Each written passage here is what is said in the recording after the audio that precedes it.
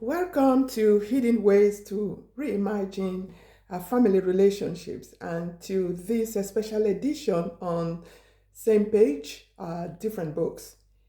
In my videos, I use my lived experience to explore the different, areas of pressure that, could cause conflicts in the family. We're looking at the different areas of changes that might actually challenge the family. So in this series, I'm looking at, some areas of pressure where family members are expected to be on the same page, but, they're actually reading different books.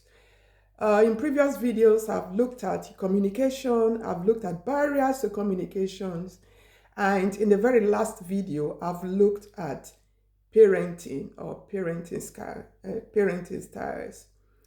The arrival of a child is always, a very, very important, change in the life of a family. And in spite of the pleasures, in spite of the excitement it brings, it also comes with its own challenges as well. And it could put some kind of stress, some kind of pressure on the family. So today I'm going to be looking especially on having a child with special needs. That comes with its own pressure as well. Having a child with special needs, I prefer to say having a child with additional needs or having a child with different needs. In this video, I'm going to share my own personal journey and my own reflection, the few lessons I have learned from being a mother of a child, now a young adult with special needs. So my son was diagnosed with autism, and it was a very, very, challenging moment for us when the diagnosis, came. We've already noticed a couple of things in this child growing up. He was quite, isolated. Language was delayed, and again, the area of change. He never liked change. We will go to church. You need to get to church early enough to sit on the same pew. When you get on the train, you need to be on the same coach, and you need to be on the same seat. And then when you go to the park, you need to be. So there were things we really didn't understand. Change was a huge issue for him. I remember having to change his diaper. It took almost 4 weeks to get him to go from, a diaper to using, toilets and all that. And again, going on journeys, that was a huge, pressure. Traveling, to a different country, you need to pack the different food, he was going to eat and all that. But then we didn't know that there was some kind of, challenge, or maybe there was some kind of additional needs, in the pipeline. But as time went on, parents actually were the ones who noticed first. He said, this child is different. You need to check it out. And then, of course, by the time the diagnosis came, of course, it was, what it was. So as time went on, of course, having a special needs puts a pressure on the entire family members, especially if you have other children. And reflectively, I will actually say that when in the family you have a child with additional needs, the one without the special needs would need more support, because the focus will tend to be on the child with special needs. Is going to entirely change the routine of the family. And by the time you're focusing on that child, without knowing, you're actually taking a lot of attention from the other child as well. I just want to share a few of those, things, with my son growing up, around the age of 7, 8. We actually had to adjust to his routine as well. People coming to visit, because he will actually come to you, hey, auntie or uncle, when are you leaving? When are you going home? So for us, it was a bit embarrassing at that time, but I think where things started changing for me was when I had to adapt. And when I had to accept that this is my reality, and I didn't want my son to adapt to the world, but the world to adapt to him. So I had to adapt myself. I had to take myself into his world. I remember one of those routines he used to practice, repeating words. And then I started doing that as well. If he repeated a word, I would repeat, similar words. I said, "Oh, Mom, what are you doing?" So yes, it was a very, very long journey. And then, of course, I'm going to school. There were a few areas of concern that, oh, my child is not like every other child. Oh, my child is not going to university at the age of 18 and all that. But of course, reflectively, I think we have come a long way. But again, what I want to share with you about raising a child with special needs, I want to say in the first case that the blame game has got to stop. Because sometimes, we live in a world where we want everything to be ideal. We tend to ask questions, why me? Why me? Why did this happen? Why did I have a child that maybe is different, from other children? But when you really come to think of it, we are all different. Even children who haven't got special needs, they are all different. So people have got different heights. Oh, why am I so tall? Why am I so short? Why am I not so intelligent? We always have all those questions, but we never always have the answers. So we need, in the first place, to stop the blame game. It is nobody's fault. And as a Christian, I want to draw your attention to the Gospel of John, chapter 9. The initial discussion, Jesus had with his disciples when he healed the blind man. And then they asked him, who sinned? Why was he born blind? Was it his fault or it was the parents' fault? And the answer of Jesus for me was mind-blowing. It was neither the fault of the man who was born blind, nor the fault of the parents.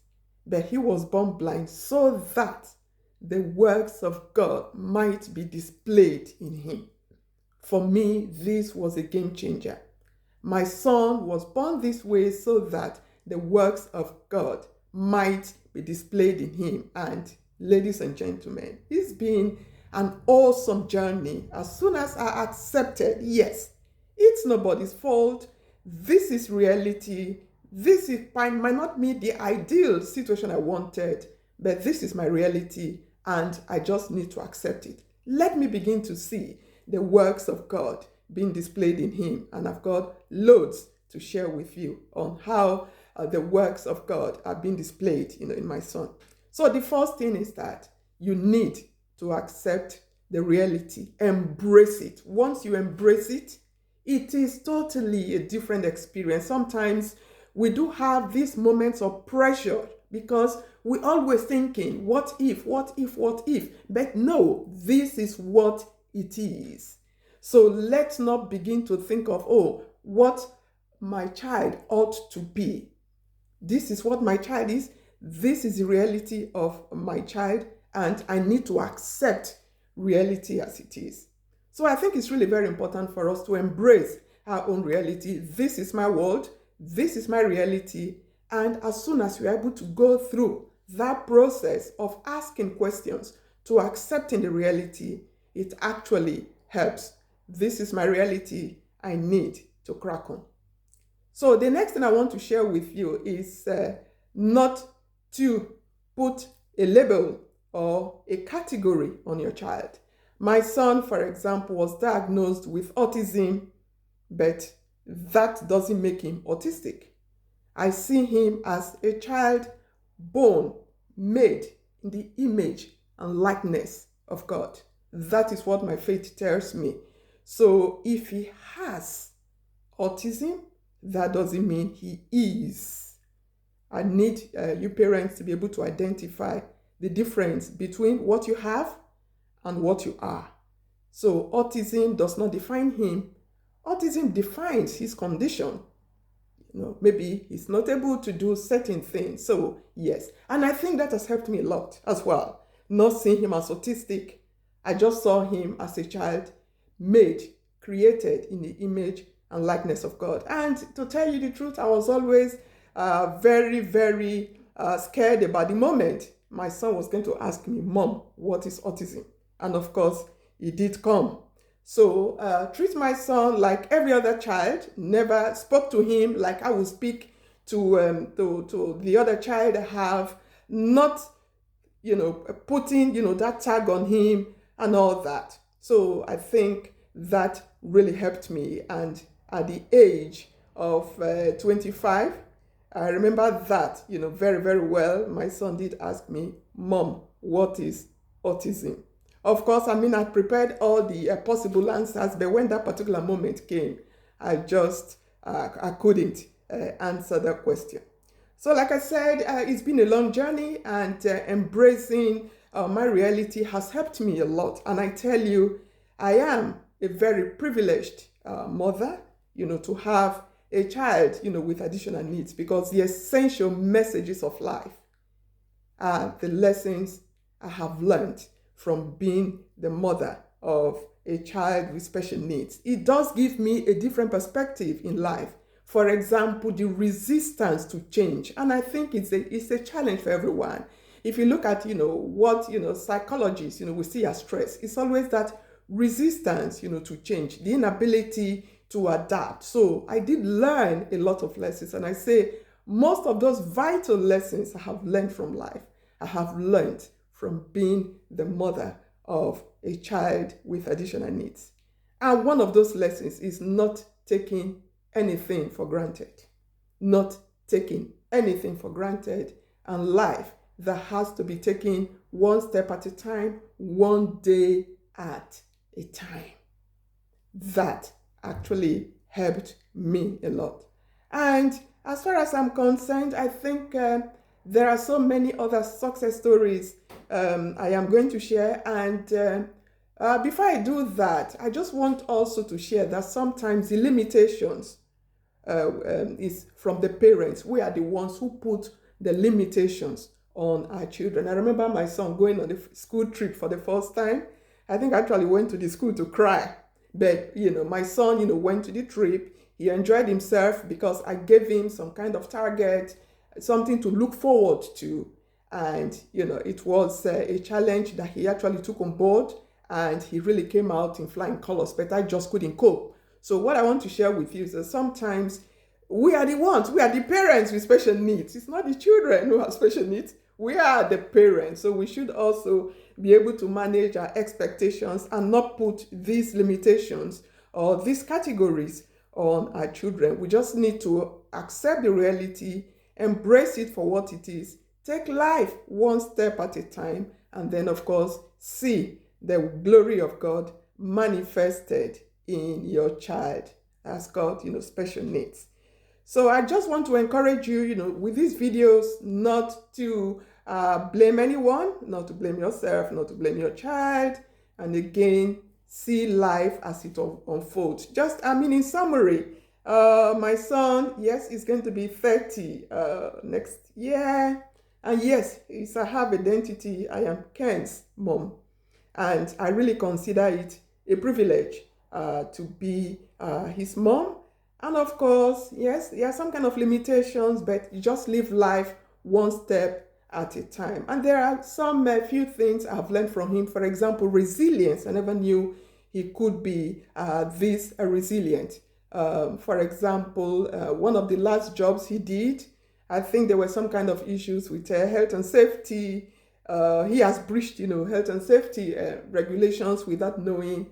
And then it was a job he loved so well, and then he had to be dismissed. But what really amazed me was that he was able to drive 20 minutes back home. And as soon as he opened the door, he crashed on the floor with so much pressure. Mom, I have lost my job.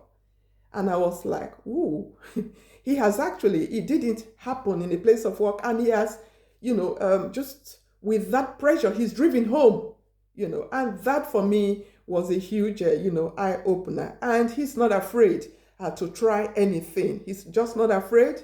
And he's not afraid to try anything because I've just set him free. Anything at all, he's able to try. And like I said, I removed that limitation that I used to put on him. So, ladies and gentlemen, yes, it can be quite challenging, but I think you will begin to see things differently if you embrace the journey, you embrace the reality as it is, and of course, take it as a privilege, to be a mother with a child with special needs. And once you consider that privilege, once you accept this mission, this vocation, you will see the works of God beginning to manifest in his life. I see you in my next video. Bye-bye.